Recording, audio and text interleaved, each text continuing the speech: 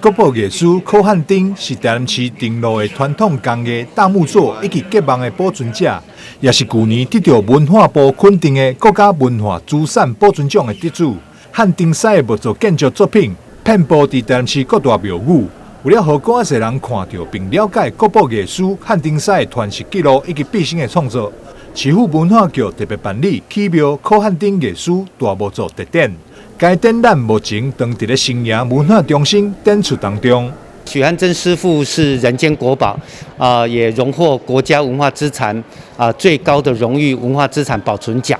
那它超过1甲子，在整个寺庙的大木作，包括它的设计、绘图、藏高等等，可以说是全才的一个设计者。那在这么长的一个岁月当中，其实他曾经经手的寺庙超过40间的寺庙。那尤其他在整个设计上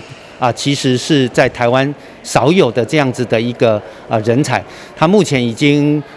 高龄93岁，但是他还是不断的在做相关的传承的工作。多年来都跟成功大学建筑系来合作，将他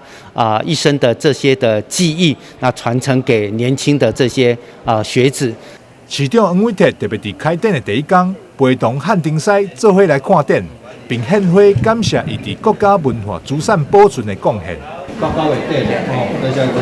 感谢你多谢。多谢你对咱的文化传承所做贡献。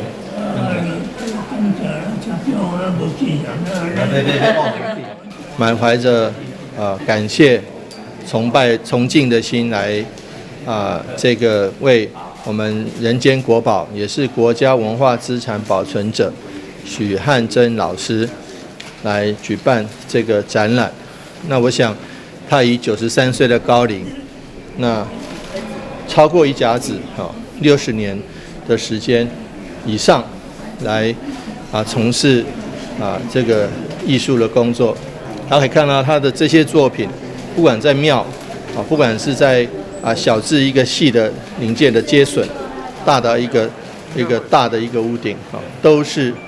他的一个精心杰作。起庙考汉丁艺术大木作特展，将考汉丁超过1甲子设计过大木栋架、结网、藏高、榫卯构件、工具，以及超过10档的传世记录等珍贵资料一并展出。欢迎对着传统木造工艺有兴趣的民众，在9月30号进前来到新营文化中心1楼大厅参观。台南新闻张硕伟采访报道。